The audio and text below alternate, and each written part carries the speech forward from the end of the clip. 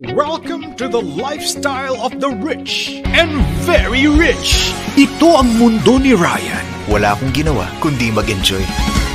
A man who has everything, pero tila may kulang pa rin. Itinapon nila ako sa Amerika. Hindi para mag-aral, kundi para parusahan.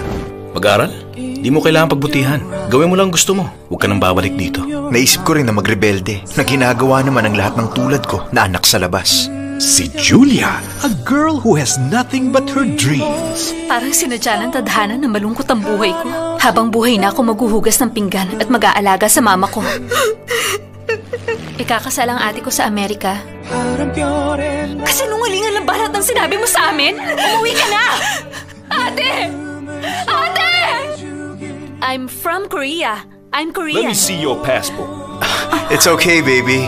She's my girlfriend. Sa isa't isa nila matatagpuan ang kukumpleto sa kanilang mundo. Sumama ka sa akin. Suotin mo na to para hindi halatang foreigner ka.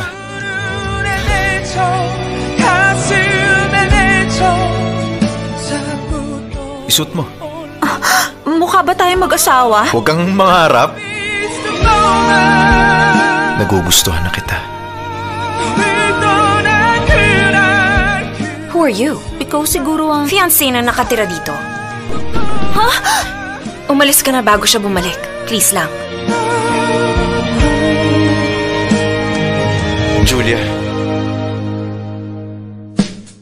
Inihahandog ng ABS-CBN ang Korean novelang kinoronahang The Best in Asia. Simula ngayon, sa bahay na nila tayo titira. Sino siya? Ang gwapo naman niya, Julia.